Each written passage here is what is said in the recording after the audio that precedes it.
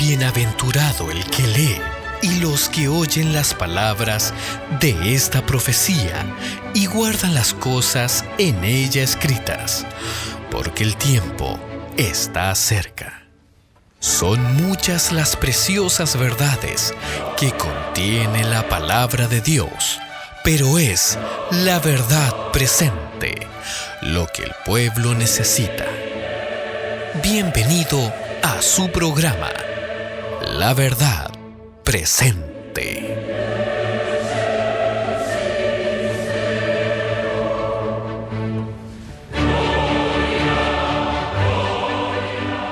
Que Dios les bendiga grandemente, queridos amigos. Aquí les habla nuevamente su amigo Jonathan Oriel. Y estamos siguiendo esta serie de predicación titulada El Camino de la Sangre. El día de hoy vamos a continuar el tema que estábamos esbozando ayer y vamos a tratar de meternos un poquito más para entender un poquito más acerca de los sacrificios. Todas estas cosas son muy importantes para entender la Biblia y por esa razón les invito a que busquemos en la palabra de Dios con oración. Vamos a cerrar nuestros ojos. Amado Dios, amado Padre, en esta hora queremos pedir tu bendición, queremos que puedas ayudar a este servidor a exponer bien la palabra y que pueda ser de bendición para todos mis hermanos. Yo no sé cuántos de ellos estén pasando en este momento por sufrimientos, por pérdidas. No sé cuántos están enfermos, cuántos están alejados de ti y cuántos se quieren acercar a ti. Padre, yo te pido que seas en cada uno de los hogares de mis hermanos y que los puedas bendecir, que cada uno de ellos pueda sentir tu presencia este día y que por medio de este tema también puedan comprender un poquito más de tu amor. Lo pedimos, lo rogamos, en el nombre de Jesús. Amén y amén. Hay un pasaje en la Biblia, específicamente en el Nuevo Testamento, en el libro de Hebreos. Y es un pasaje que se encuentra en Hebreos capítulo 9. Es interesante que durante todo este trimestre nuestra iglesia está compartiendo justamente la escuela sabática mensajes acerca de Hebreos, y creo que es un libro que debe ser sacudido y conocido por la gente, especialmente si entendemos la importancia del santuario y su servicio, que es como pareciera ser la causa principal por la cual se esboza este libro. Bien, ahora yo encuentro que es bastante positivo que esté presente, pero también al mismo tiempo cuando nosotros estudiamos este pasaje encontramos algunas dificultades porque por el estilo de escribir que tenía Pablo no siempre todo el significado de lo que él quería decir se trasladaba íntegro. Muchas veces, y especialmente a nosotros que vivimos en una época totalmente distinta, se nos hace un poco difícil comprender lo que Pablo dijo. En una ocasión hasta el mismo Pedro dijo de que tuviéramos cuidado con las palabras de Pablo, las cuales los indoctos y los inconstantes tuercen para su propia perdición. Por tanto, entrar a Pablo es siempre un trabajo que hay que hacer con mucha delicadeza. ¿Bien? Muy bien. Hay un versículo aquí, en este capítulo específico, que es el versículo 11. Bien, vamos a leer desde ahí. Dice ahí Hebreos 9:11, mas estando ya presente Cristo, sumo sacerdote de los bienes que habían de venir, por el más amplio y más perfecto tabernáculo, no hecho de manos, es decir, no de esta creación. Y no por sangre de machos cabríos ni de becerros, sino por su propia sangre, entró una sola vez en el lugar santísimo, habiendo obtenido eterna redención. Anteriormente hablábamos de que Jesús era presentado en el santuario celestial como un cordero inmolado con 7 ojos y 7 cuernos en su cabeza que representan los espíritus de Dios. Y Él está delante de todo el trono celestial y de toda la cohorte celestial que se encuentra allí reunida. Entonces, Cristo toma de la mano del Padre el rollo del destino de la humanidad. Se hace cargo del destino de todos nosotros.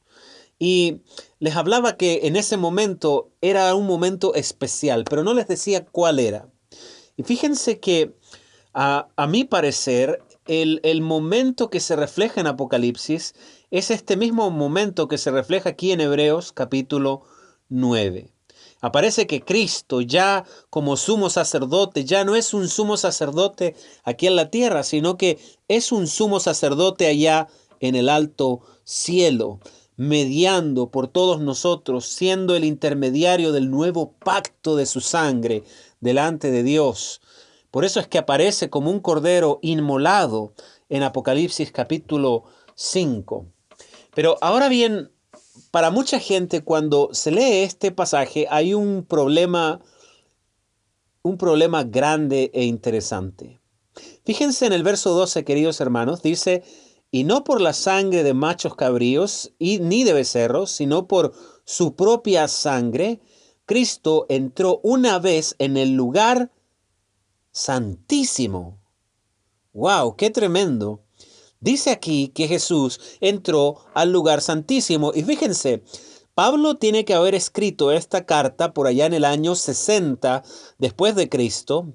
Se estima 62, 63, hasta el 67 tal vez. Yo no sé, que fue la fecha en que finalmente Pablo fue decapitado. Pero fíjense que él escribió esta carta muchos años después de que Jesús murió, en el año 31 DC, y él dice que Jesús ya entró en esa fecha en el lugar santísimo. Al menos, eso es lo que dice la traducción Reina Valera de 1960. Volvamos a leer nuevamente. Dice que entró por su propia sangre de una vez en el lugar santísimo. Hay muchos hermanos, tanto en nuestra propia iglesia como dentro de otras denominaciones, que tienen de por cierto de que hay un santuario celestial, hay un lugar allá en el cielo donde se está tratando el problema del pecado, pero se piensa de que el lugar santísimo es un lugar al cual el Señor ingresó luego de ascender a los cielos. Luego de ascender a su Padre, Él está en el lugar santísimo para muchos desde esa fecha. Y claro, cuando uno lee el versículo 12 de Hebreos capítulo 9, uno dice, es cierto, aquí dice textualmente que Jesús entró en el lugar santísimo. ¡Wow! Dice uno, ¡qué terrible! ¿Cómo es así que entró en el lugar santísimo? Y si es así, ¿por qué los adventistas del séptimo día dicen de que el Señor entró en el lugar santísimo del santuario solamente el día 22 de octubre de 1844? Tremendo, ¿verdad? ¡Qué tremendo! ¿Cómo podemos afirmar de que Jesús entró en 1844 en el lugar santísimo, siendo que la Biblia afirma que Él entró en el momento mismo en que ascendió a los cielos? Interesante pregunta. Difícil para muchos de nosotros responder a un cuestionamiento así. Yo creo que tal vez muchos de los que ustedes se encuentran ahí en casa tienen algunos amigos que no son de la fe y de repente les han expuesto este argumento y uno es posible que no sepa cómo entenderlo. Déjenme brevemente hacer una idea sobre qué es lo que era la entrada al lugar santísimo y cuál era la ocasión, porque no se podía en el santuario terrenal entrar al lugar santísimo en cualquier momento ni cualquier día. Una sola vez en todo el año, el sumo sacerdote podía entrar al lugar santísimo para purificar el santuario celestial. Durante todo el año, el sumo sacerdote y los sacerdotes, los hijos de Aarón, entraban de continuo al lugar santo para arreglar la lámpara de 7 brazos, para dejar el pan cada sábado de la proposición, para colocar incienso en el incensario y también llevando carbones encendidos desde el altar del sacrificio. Eso hacía parte del tamid, el servicio diario que hacían los sacerdotes en el lugar santo. Pero, ¿saben? Aparte de hacer esto y de llevar la sangre todos los días para colocarle en la presencia de Dios, para que hubiera remisión de los pecados, nadie podía entrar al lugar santísimo. Absolutamente nadie. Era una labor celebrada y reservada solamente por el sumo sacerdote, el cual podía ingresar, pero no cuando quisiera, solamente en el Yom Kippur, la fiesta que venía siendo anunciada por 10 días por la fiesta de las trompetas, el gran día de la expiación, el día de la limpieza del santuario, el día de la limpieza de los pecados. Entonces solamente en ese día se podía ingresar al lugar santísimo. Ahora, en ese contexto, hay muchos que leen el libro de Hebreos y se encuentran con esta dificultad y uno dice, bueno, ¿será que el Señor Jesús entró al lugar santísimo antes de 1844? ¿Y con qué función? ¿Para qué? Y si es que entró, entonces está mal la doctrina que tenemos del santuario. Y si eso está mal, se equivocaron todos nuestros pioneros. Tremendo, ¿verdad? Muy bien, vamos a responder esta interrogante sobre el santuario celestial, contestando primariamente en el mismo libro. Fíjense que hay una palabra bien interesante. Cuando nosotros leemos Hebreos capítulo 9, versículo 1, nos dice así: Ahora bien, el primer pacto tenía en verdad ordenanzas de servicio a Dios y un santuario terrenal. ¿No es cierto? Aquí se está refiriendo a que Moisés había elaborado esta suerte de santuario, de templo portátil llamado tabernáculo en el desierto, ordenado por Dios. Y todo en conjunto se le llamaba el santuario terrenal, como dice aquí. Fíjense que en griego la palabra para describir santuario es agión. La palabra agión. Esa es la palabra que determina el santuario, por lo menos en el versículo 1. En el versículo 2 dice así: porque el tabernáculo fue edificado así, la primera parte en donde estaba el candelero, la mesa y los panes de la proposición, el cual es llamado el santuario. Nuevamente se ocupa la misma palabra en griego que es agión. Ahora fíjense, se menciona que el santuario estaba dividido en partes. Y aquí se está mencionando lo que nosotros conocemos como el lugar santo. Porque dentro de este lugar nosotros encontramos la mesa de los panes de la proposición, la lámpara de 7 brazos, los panes de la proposición. Todo correspondía al lugar anterior, al lugar santísimo. Fíjense que nuevamente, así como en el versículo 1, que define todo el santuario, el versículo 2, que define solo el lugar santo, ocupa la misma palabra, agión. Tenemos verso 1, agión, verso 2, agión. Ahora, en el versículo 3 hay un pequeño cambio y dice: y tras el segundo velo estaba la parte del tabernáculo que es llamado el lugar santísimo. Hay una diferencia, ¿se dan cuenta? Porque santo es algo apartado, ¿no? Algo diferente de lo demás. Pero santísimo, la palabra ísimo que nosotros aplicamos es para determinar algo demasiado santo en este caso. Es algo más que santo, por eso se le llama santísimo en español. ¿Por qué razón los traductores colocaron la palabra santísimo en vez de colocar simplemente santo? Bien, porque la palabra en griego cambia. Ya no es agión a secas. Ahora tiene un apellido la palabra en griego y es agia, agión, el santo de los santos. Bien, esto es muy importante. Versículo 1, cuando dice todo el santuario, se dice agión. Versículo 2, cuando se menciona el lugar santo, es agión. pero cuando se habla del lugar santísimo, se dice Agia, Agión.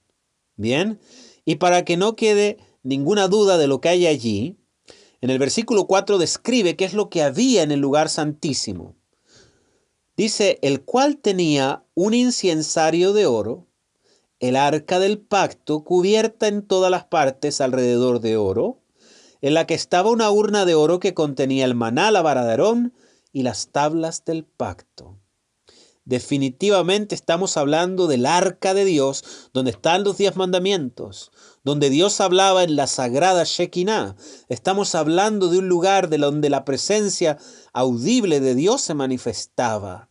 El lugar más sagrado de todo Israel, el Agia Agión, el lugar santísimo, el santo de los santos. Ahora bien, ¿por qué les explico esto sobre el Agia, el Agión y estas palabras tan interesantes? Porque en el versículo 12, cuando dice que Jesús entró a algún lugar que ahí aparece como lugar santísimo, no aparece la palabra Agia Agión, sino solamente Agión a secas. Por tanto, la traducción correcta de ese pasaje no debiera ser el lugar santísimo, sino simplemente el santuario. Y es efectivamente lo que el Señor hizo. Cuando Él entró a los cielos, luego de haber sido crucificado, según la visión de Juan, Juan lo vio como un cordero inmolado. Eso significa que es un evento después de la crucifixión y se presenta inmolado delante del Padre, como habiendo pagado el precio que le daba la autoridad de poder tomar en sus manos el destino de la humanidad. Toda la humanidad que alguna vez fue reclamada por Satanás, que alguna vez ahí mismo en la tentación del desierto, Satanás le dijo, todos los reinos me pertenecen y a quien quiera yo se lo doy, con tanta soberbia. En este momento ya no existe esa autoridad. El único que tiene la autoridad, por el cual Juan lloraba porque no había ninguno digno, el único capaz de tomar el rollo del destino de la humanidad, es Jesús. Y no cualquier Jesús. Jesús crucificado. Delante del trono celestial y de toda la corte celestial, levanta sus manos como muestra de que ha sido inmolado. Sus manos tienen perforaciones de clavos, clavos que dan a entender el pecado y la paga del pecado. El inocente murió por el culpable, el digno murió por el indigno. El Señor nos salvó, por eso tiene derecho a nosotros. Tremendamente profundo. Ahora fíjense, en el versículo 11 nos dice algo más relacionado con este evento cuando Jesús entró al santuario. Ahora lo sabemos bien, no es Agia Agión, es solo Agión. Entonces dice en el verso 11, mas estando ya presente Cristo como sumo sacerdote de los bienes que habían de venir, por el más amplio y más perfecto tabernáculo, no hecho de manos, es decir, no de esta creación, y no por sangre de machos cabríos y de becerros, sino por su propia sangre, entró una sola vez en el lugar santísimo, habiendo obtenido eterna redención. Porque si la sangre de toros y de machos cabríos y las cenizas de una becerra rociadas a los inmundos santifican para purificación de la carne, cuánto más la sangre de Cristo, el cual mediante el Espíritu eterno se ofreció a sí mismo, sin mancha, a Dios. Él limpiará vuestras conciencias de obras muertas para que sirváis al Dios vivo. En esta parte yo creo que volvemos a estar en aprietos, ¿saben? Durante todo el año en el santuario se hacían sacrificios. Y en este sacrificio en particular, durante todo el año, se acostumbraban a usar cabras, ovejas, vacas en algunos casos.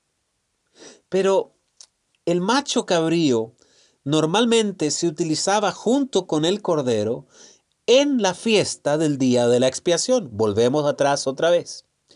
Es por eso que muchos de nuestros hermanos que no creen que Jesús entró en el santuario en 1844, suelen esbozar este versículo y dicen, ¿no ven? Se está refiriendo a una fiesta en la cual habían un cordero y un carnero, y un macho cabrío. Y el macho cabrío era el animal que se sacrificaba en el día de la expiación. Efectivamente, cualquier persona podía sacrificar cualquiera de los dos animales en el año. Los dos eran animales sagrados, tanto el macho cabrío como el cordero. Pero solo en una fiesta, en la fiesta del día de la expiación, se acostumbraba a utilizar el macho cabrío. Habían dos machos cabrío en esa ocasión. Uno era sacrificado y el otro era perdido en el desierto intencionalmente. Entonces ellos dicen, ven, hay un macho cabrío y es el que se está ocupando para el día de la expiación. Por eso Jesús entró al lugar santísimo como se hacía en ese día. Pero aquí tenemos otro problema. Sabemos que Jesús entró al santuario, no se especifica el lugar santísimo, pero tenía un macho cabrío o da a entender que la sangre de los machos cabríos estaba envuelta en esta situación. Entonces, ¿qué es lo que era? ¿El día de la expiación o no era el día de la expiación? Pues fíjense que hay algo interesante, porque yo no sé si ustedes conocen, pero normalmente cuando uno estudia el Nuevo Testamento está traducido del idioma griego, mientras que el Antiguo está traducido del hebreo. En algunas pequeñas partes de Esther y de Daniel aparece el arameo, pero el hebreo es el idioma más fuerte del Antiguo Testamento. Ahora el problema es el siguiente. En el Nuevo Testamento estamos hablando en griego y en el Antiguo Testamento estamos hablando en hebreo. Ahora en el libro de Hebreos, Pablo utiliza muchas citas del Antiguo Testamento. Y cuando usa estas citas del Antiguo Testamento, los vocablos se cambian en el griego. Espero no decirlo de una forma tan complicada, pero hay palabras en inglés, bien, que son traducidas al español. Y al momento de ser traducidas, nosotros podemos entender lo que los americanos o los ingleses quieren decir. De la misma forma sucede aquí entre el Nuevo y el Antiguo Testamento. Y fíjense, la palabra que se usa aquí para decir macho cabrío es una palabra extraña en el Nuevo Testamento. No es común. La palabra que Jesús ocupó, por ejemplo, cuando dice que en su segunda venida serán separadas las ovejas de los cabritos, ocupó la palabra erifos. Pero en este caso está utilizando una palabra específica, que es la palabra tragos. Y la palabra tragos, cuando está tomada de su contexto, no se refiere al día de la expiación en absoluto, sino a otra celebración un tanto diferente. Les invito a abrir sus Biblias nuevamente. Vamos a ir a Números capítulo 7 para ver con exactitud en dónde, en qué lugar y en qué momento se utilizaron machos cabríos en el Antiguo Testamento. Bien, y fíjense que no es el día de la expiación. Número 7, versículo 10, dice así: y los príncipes ofrendaron para la dedicación del altar el día en que fue ungido. Aún los príncipes ofrecieron su ofrenda delante del altar. Y Jehová dijo a Moisés: ofrecerán su ofrenda un príncipe un día y otro príncipe otro día para la dedicación del altar. Y entonces el que ofreció su ofrenda el primer día fue Naasón, hijo de Aminadab, de la tribu de Judá. Y su ofrenda fue un plato de plata de peso de 130 siclos y un jarro de plata de 70 siclos, y al siclo del santuario, ambos llenos de flor de harina amasada con aceite para presente. Una cuchara de oro, 10 siclos llenas de incienso. Y ahora pongan atención, verso 15. Número 7:15, un becerro, un carnero, un cordero de un año para el holocausto y un macho cabrío para expiación y para ofrenda de paz, 2 bueyes, 5 carneros, 5 machos cabríos, 5 corderos de un año. Esta fue la ofrenda de Naasón, hijo de Aminadab. ¿Qué fiesta o qué sacrificio es el que aparece en número 7? ¿De qué es lo que estamos hablando? La inauguración, la santificación y la dedicación del templo de Jehová. Sí, efectivamente, no aparece dentro de los 7 ritos anuales del pueblo de Israel, no aparece entre las fiestas solemnes, pero la dedicación del tabernáculo fue una celebración que se llevó a cabo en este tiempo utilizando el mismo tipo de machos cabríos que aparece descrito en el libro de Hebreos capítulo 9. Por tanto, el versículo 12, Hebreos 9:12, no está hablando de cuando el Señor entró al lugar santísimo y simplemente entró como para el día de la expiación.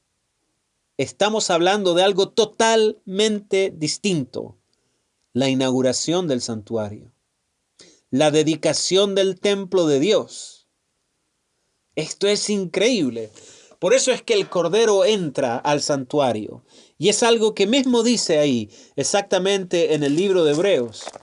Jesús no podía entrar al santuario con las manos vacías. Tenía que entrar al santuario llevando una ofrenda.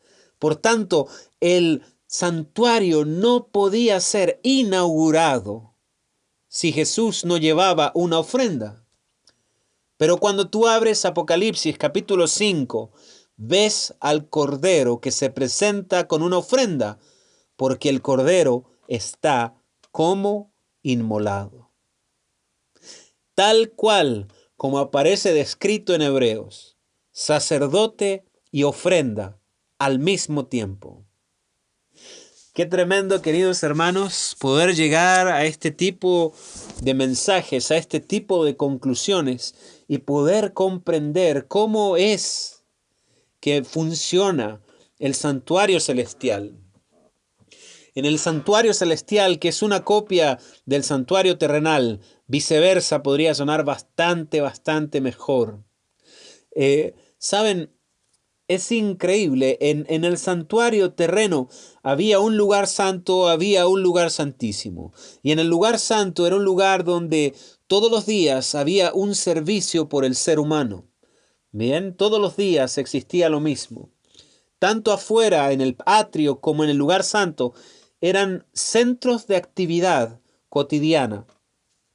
En el lugar del atrio, afuera, había un altar del sacrificio y que representaba la forma de reconciliarse por medio del sacrificio de un inocente. Luego venía el lavacro, donde los sacerdotes, para poder entrar a ministrar, debían lavar el polvo de sus pies, el polvo de las manos, aún la cara. Y luego de eso, tenían que ingresar al lugar santo a realizar algunas actividades. Todos los días, el sacerdote venía y la lámpara de 7 brazos tenía que ser encendida. Algunas veces se limpiaba, ¿verdad? Pero por lo menos según se entiende, nunca se apagó la luz de esa lámpara.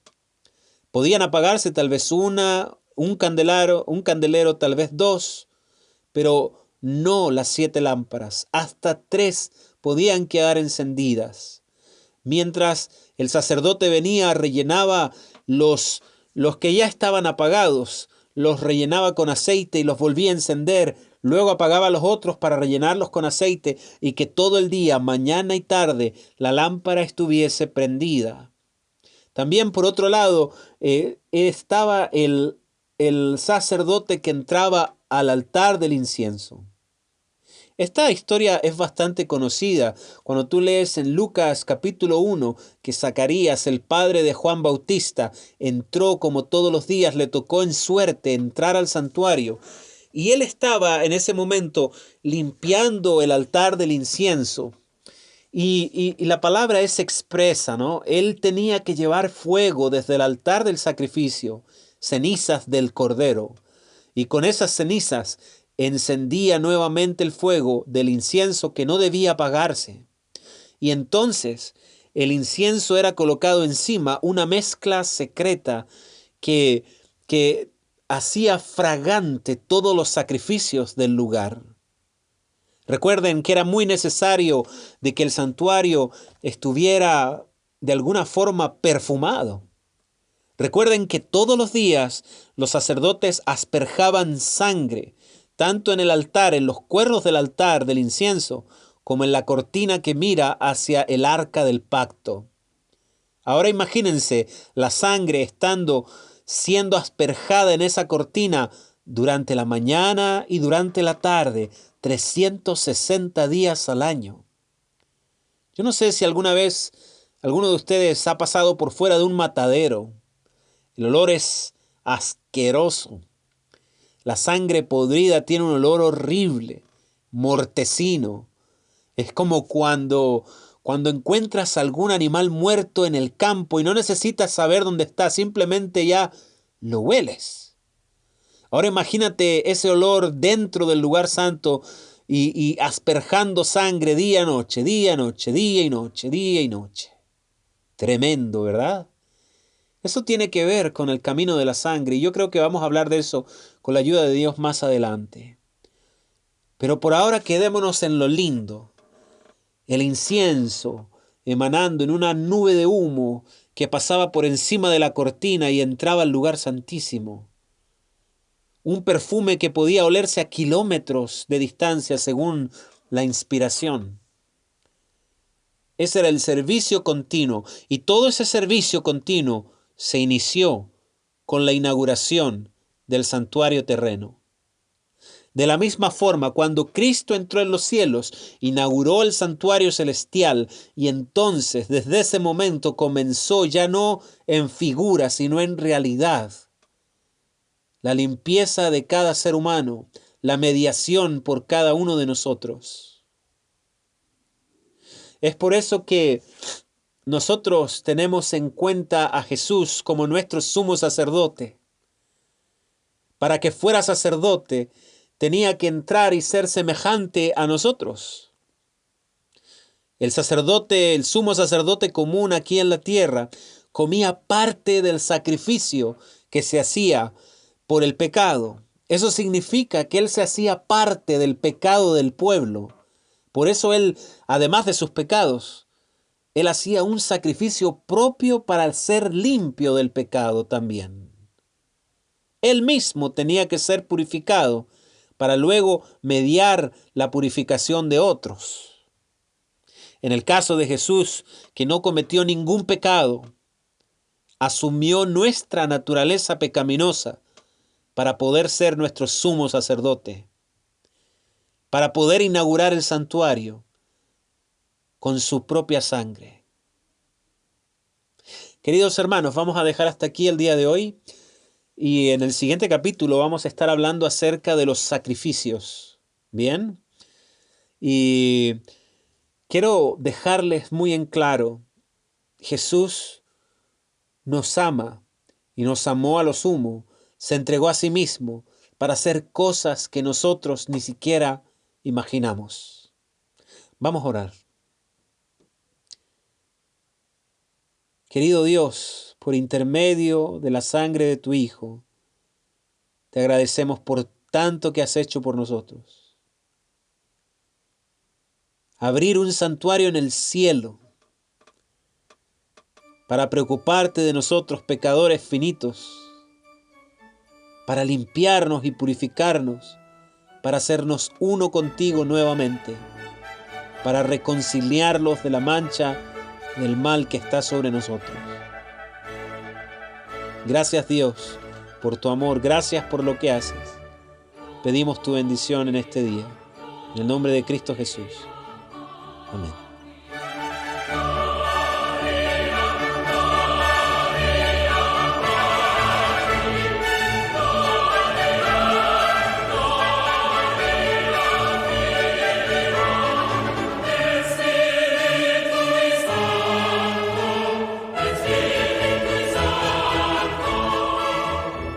El siguiente sermón ha sido grabado y filtrado por el Ministerio de Audiovisuales Colorion Studio.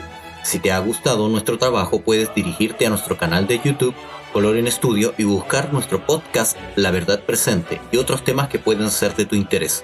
Si quieres apoyar nuestro trabajo, puedes hacerlo por medio de Patreon, buscando Colorion Studio.